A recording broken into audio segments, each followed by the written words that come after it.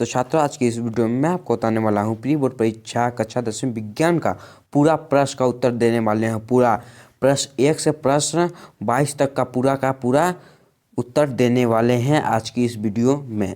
तो आपको इसमें से पूरा 80 मार्क्स का है, इधर 80 मार्क्स का, तो 80 में से 80 आपको आने वाले हैं। आप इस वीडियो को देख के पूरा क्वेश्चन आंसर आंसर आप लिख लेंगे अपने कॉपी में। तो मतलब जो आपके स्कूल से कॉपी मिली है उसमें लिख लेंगे, तो 80 में से आपका आउट ऑफ 80 आएगा।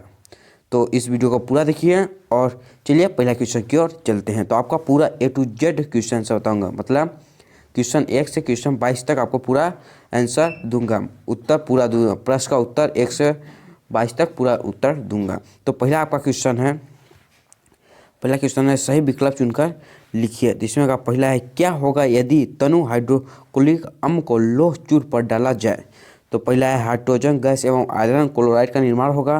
दूसरा है, क्लोरीन गैस व आयरन हाइड्रोक्साइड का निर्माण होगा। तीसरा है, कोई अभिक्रिया नहीं होगी। चौथा है, लौह अवरण तथा जल का निर्माण होगा। और आपका ख है, तो छात्रों आपका क वाला का इसका आंसर होगा पहला। इसका मैं आपको दिखा रहा हूँ। इसका पहला होगा हाइड्रोजन गैस एवं आयरन क्लोराइड का निर्माण होगा। आयरन क्लोराइड का निर्माण होगा, मतलब पहला का क वाला होगा।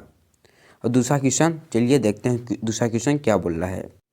यहाँ पर आपका दूसरा क्वेश्चन बोल रहा है, धातुओं को पतले तारों में खींचे जा सकने की क्षमता कहलाती है। तो धातुओं को पतले तारों में खींचे जा सकने की क्षमता कहलाती है, मतलब क्या कौन सी क्षमता है कि वो तार को धातुओं से खींच सकती है, पतले तारों में खींचे। तो पहला अन्यता, दूसरा है अधातवर्धता, तीसरा है चालकता, चौथा है ध्वनितता। तो चलिए देखते हैं क्या इसका आंसर होगा। इसका आंसर होगा ख का होगा अन्यता। इसका होगा आंसर अन्यता। और आपका ग क्वेश्चन है, गवां प्रश्न है, दो तांत्रिक कोशिका के मध्य के खाली स्थान को कहते हैं। और इसको पूरा देख लीजिए, फिर डायरेक्ट इसका आंसर आपको बताते हैं। और घ वाला है आपका, घवा निम्नलिखित में से अगलिक जनन मुकुलन द्वारा होता है। ड है, विद्युत धारा उत्पन्न करने की युक्ति को कहते हैं। चाहे निम्नलिखित में से कौन आहार श्रृंखला का निर्माण करते हैं। और आपका छ वाला है, विश्व में सबसे तेजी से कम होने वाली प्राकृतिक संसाधन है। जो है आवर्त सारणी में आवर्तों की संख्या होती है। तो चलिए इसका पूरा आंसर देखते हैं, मतलब इसका उत्तर देखते हैं।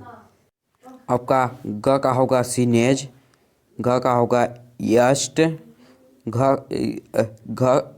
का होगा अनाटर, च का होगा घास, बकरी तथा मानव, और छ का होगा वन, और ज का होगा, चौथा वाला कौन नहीं है, चौथा वाला 8 होगा, इसका 8 हो जाएगा। और चलिए सेकेंड क्वेश्चन की ओर चलते हैं। छात्रों आपका सेकेंड क्वेश्चन है, इन स्थानों की पूर्ति कीजिए। तो पहला है, जल एक ऑक्साइड है। दूसरा है, धातुओं प्राय उष्मा एवं विद्युत की होती है।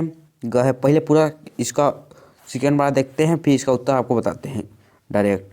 ग है, मादा और गर्भस्थ शिशु के बीच जैविक संबंध स्थापित करने वाली उत्पाद डॉट कहलाती है। ग है, मानव के शरीर में अरु का निर्माण डॉट में होता है। ग है, पर्याक कोश में डॉट पाए जाते हैं। च है, आनुवंशिकी के जनक डॉट है। और छ है, किसी बार का प्रतिरोध उसकी लंबाई के डॉट होता है। और ज है, मस्तिष्क तथा मेरुरज्जु डॉट तंत्र बनाते हैं। यह हो गया। चलिए इसका आंसर देखते हैं, मतलब इसका उत्तर देखते हैं। चलिए इसका उत्तर सेकेंड का उत्तर है, क वाला है उदासीन होगा, क का होगा उदासीन, ख का होगा चालक, ग का होगा संयोजी, घ का होगा गवाशय, और अ का होगा प्रसंकर, च का होगा मेढल, और छ का होगा 12 होता है। छ वाला होगा 12 होता है। और ज का होगा तंत्रिका, ज वाला होगा तांत्रिका। तो ये होगा। चलिए इसका देखते हैं, दूसरा हो गया। अब चलिए तीसरा का क्वेश्चन देखते हैं। तीसरा का क्वेश्चन है, सही जोड़ी मिलान करना है। तो सही जोड़ी मिलान करना है, तो चलिए इसका उत्तर डायरेक्ट देखते हैं। तीसरा का पहला होगा पोटेशियम, दूसरा होगा 120-80 mmHg, तीसरा होगा साइटोकिनम, चौथा होगा टेस्टोस्टेरोन, पाँचवा होगा वायुमंडलीय अपवर्तन, छठवां होगा डायप्टर और आपका सातवां होगा डिफॉक्सीलेंस और आपका आठवां होगा बोल्ट। तो ये तीसरा वाला हो गया। और चलिए चौथा क्वेश्चन की ओर चलते हैं। आपका यहाँ पर चौथा क्वेश्चन है फोर्थ, एक शब्द या एक वाक्य उत्तर लिखना है। तो क है, चलिए पूरा क्वेश्चन देखते हैं, फिर इसके बाद आंसर इसका देखेंगे।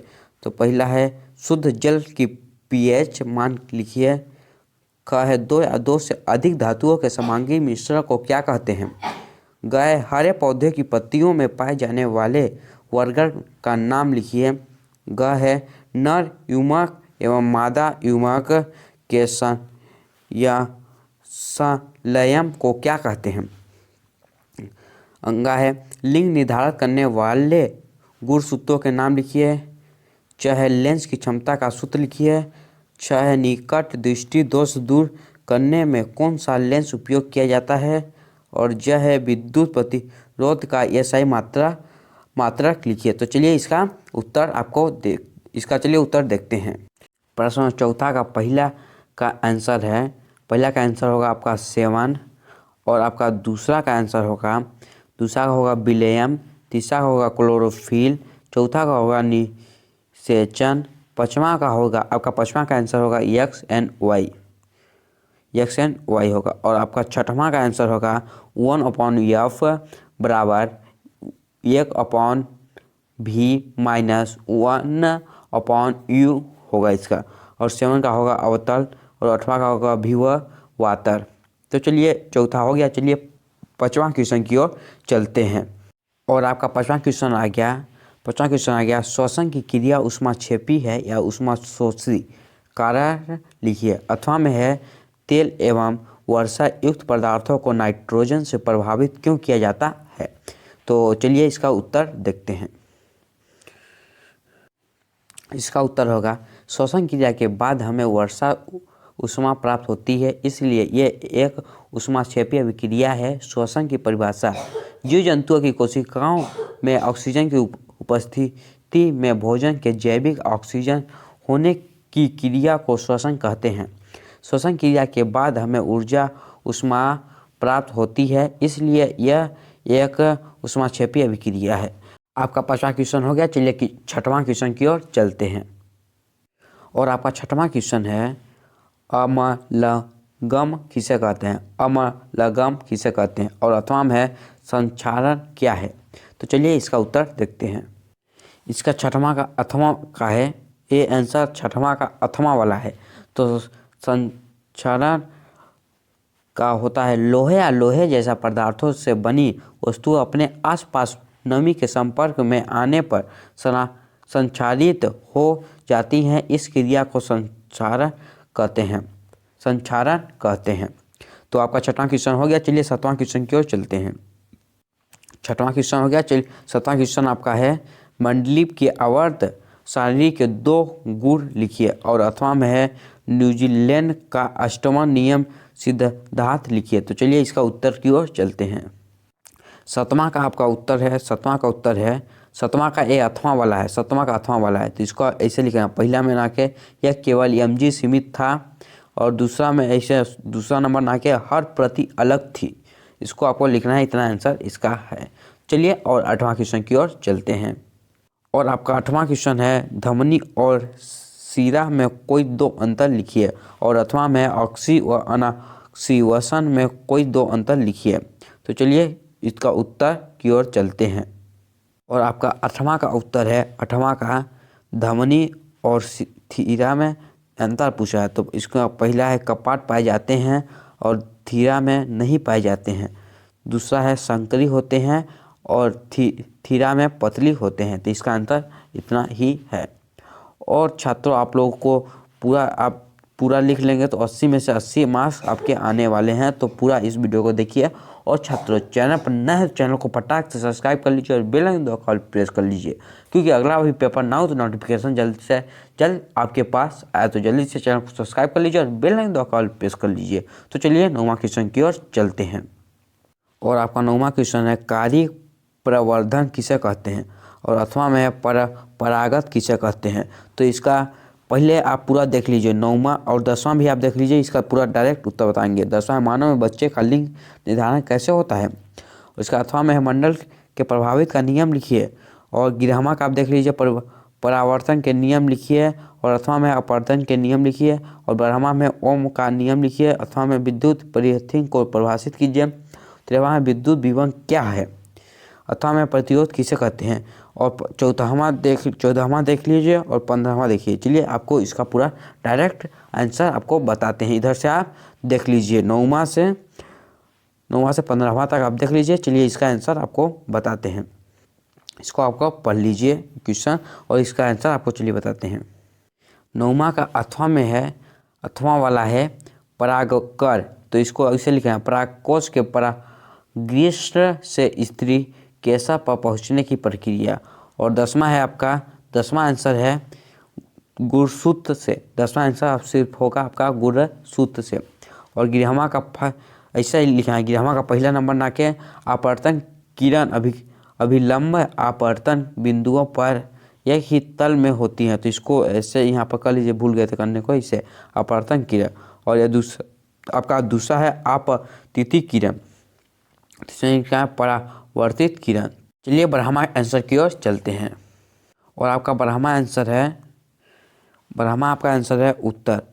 यहाँ का पूछा ओम या नियम पूछा है ना, तो इसमें ब्रह्मा का आंसर है किसी बंद परिपथ में संयोजित चालक में जिसकी भौतिक परिस्थितियाँ अपरिवर्तित रहती हैं, विद्युत धारा प्रवाहित की जाए तो उसके सिरों के मध्य विभवांतर और उसमें प्रवाहित विद्युत धारा की विवरता में एक निश्चित अनुपात होता है, जिसे विद्युत प्रतिरोध कहते हैं। अर्थात में बाद इसको भी लिख लीजिएगा। तो आपका ब्रह्मा की आंसर हो गया। चलिए चलते हैं 13वां आंसर की ओर। क्वेश्चन तो पूरा देख लिए हैं। चलिए 13वां क्वेश्चन की ओर, चलिए 13वां आंसर की ओर चलिए चलते हैं 13वां आंसर की ओर। तो आपका 13वां आंसर है, 13वां में आपका क्या पूछ रहा है, विद्युत विभव किसे कहते हैं, इसका मात्रक लिखिए। तो इसका आंसर आपका होगा, एक विद्युत विभव लिख के एकांत धनावेश को अन्यत्र से विद्युत क्षेत्र के किसी बिंदु तक लाने में किए गए कार्य को इस बिंदु का विद्युत विभव कहते हैं। इसका मात्रक वोल्ट है। तो आपका 13वां आ गया। चलिए 14वां क्वेश्चन, चलिए 14वां आंसर की ओर चलते हैं। क्वेश्चन तो आगे ही पूरा बता लिए कि आप देख लीजिए। और चलिए 14वां आंसर की ओर चलते हैं। तो आपका 14वां आंसर है, आपको 14वां में पूछा है परिस्थितियाँ ना, तो इसको है परिस्थितियाँ विज्ञान की वह शाखा जिसमें परिस्थितियाँ तंत्र का अध्ययन किया जाता है परिस्थिति कहलाती है। यहीं तक करना है, इसको आपको नहीं करना है, परिस्थिति कहलाती है। और चलिए 15वां हो गया, 14वां हो गया। चलिए 15वां आंसर की ओर चलते हैं। तो आपका 15वां में है एशियन, इसको तो यहाँ पर उत्तर है 2 एशियन, इसको आप देख लीजिए, ये आपका आंसर है। यहाँ पर आप स्क्रीनशॉट भी ले सकते हैं, नहीं तो आपको इसका ये वाला पूरा PDF में वीडियो के लास्ट में बताऊँगा कि आप मेरे से ये वाला पूरा PDF कैसे ले सकते हैं। और आपका 16वां आंसर है अग्नि सूर्योदय एवं विलंबित सूर्यास्त। सूर्योदय से पहले एक सूर्यास्त के बाद सूर्य शिक्षित में नीचे होता है, लेकिन वायुमंडलीय अपवर्तन के कारण अनेक अपवर्तन के बाद सूर्य से आने वाला प्रकाश पूर्व आंतरिक परावर्तन के कारण हम तक पहुंचता है और हमको सूर्य का प्रतिबिंब दिखाई देता है। इसलिए हमको सूर्योदय अग्नि तथा सूर्यास्त विलंबित दिखाई पड़ता है। तो आपका 16वां आंसर हो गया। चलिए 16वां तक दिखाई देना। चलिए 16वां आपका पूरा आंसर 16वां तक कंप्लीट हो गया आंसर। और छात्रों मैं आपको 80 में से 80 मार्क दिलाने वाला हूं, तो आप पूरा इसको लिखते जाइए, अपने जो आप कॉपी लेके आए हैं उसमें आप पूरा लिखते जाइए, राइट करते जाइए। चलिए 17वां क्वेश्चन की ओर चलते हैं। छात्रों सॉरी आपको मांगना, मतलब आपसे सॉरी मैं मांग रहा हूँ, क्योंकि 16वां का आपको 15वां तक ही क्वेश्चन दिखाए थे, 16वां भी बता दिए। तो चलिए कोई बात नहीं, 16वां भी आपको देख लीजिए, यही वाला ही ई है। और चलिए 17वां क्वेश्चन की ओर चलते हैं। तो 17वां है चुंबकीय बल रेखाओं के गुण लिखिए। 8वां में है फैलिंग के दाएं हाथ का नियम लिखिए। और 18वां इधर पूरा देख लीजिए। अब 18वां भी देख लीजिए, 19वां भी देख लीजिए, और 20वां भी देख लीजिए। 20वां में 21वां भी 22वां भी पूरा देख लीजिए। 20वां भी आप देख लीजिए, 20वां भी 21वां भी 22वां भी पूरा आप देख लीजिए। इसका चलिए डायरेक्ट आपको आंसर बताते हैं। और आपका 17वां आंसर है, आपका 17वां आंसर है, कहाँ गया, हाँ 17वां आंसर जीवाश्म ईंधन। उच्च ताप एवं दाब पर जंतु एवं वनस्पतियों के जीवाश्मों के अपघटन से भूगर्भ से निर्मित ईंधन जीवाश्म ईंधन का खनिज ईंधन कहलाता है। उदाहरण है आपका कोयला, पेट्रोलियम और प्राकृतिक गैस। यहाँ पर उदाहरण है कोयला, पेट्रोलियम, प्राकृतिक गैस। और यहाँ से नहीं करना है, बस इतना बाहर करना है, इधर नीचे वाला नहीं करना है। चलिए अब 18वां आंसर की ओर चलते हैं। छात्रों आपका 18वां नहीं है, ये आपका 19वां आंसर है। आपका ये 19वां आंसर है, और आपका 18वां आंसर मैं थोड़ी देर बाद बता रहा हूँ। पहले 19वां देख लेते हैं, फिर 18वां बताएंगे। तो 19वां है का पहला है व्यंजन चूर्ण प्लास्टिक। तो इसका उत्तर है, यहाँ से उत्तर है, सॉरी गाइस, यहाँ से उत्तर है, आपका उत्तर है CaOCl2 CaS412S2O। तो यहाँ तक आपका है। और आपका 20वां आपका आंसर। चलिए 20वां आंसर की ओर चलते हैं। छात्रों आपको 18वां और 20वां और 21वां और 22वां आपको ये सब तीनों का आंसर मैं दूंगा अपने टेलीग्राम ग्रुप पर। तो जाके टेलीग्राम ग्रुप ज्वाइन कर लीजिए, या लिंक डिस्क्रिप्शन में है टेलीग्राम ग्रुप का लिंक, वहाँ पर आपको ये मिल जाएगा। तो जल्दी से जाके टेलीग्राम ग्रुप पर लिंक है, टेलीग्राम डिस्क्रिप्शन में लिंक है, जाके मेरे टेलीग्राम ग्रुप में जाके ज्वाइन हो जाइए। तो छात्रों चलिए मिलते हैं अगली वीडियो में। और छात्रों आई होप आप लोग सब्सक्राइब कर दिए होंगे। तो चलिए मिलते हैं अगली वीडियो में अगली टॉपिक के साथ। तब तक के लिए जय हिंद, वंदे मातरम, बाय बाय।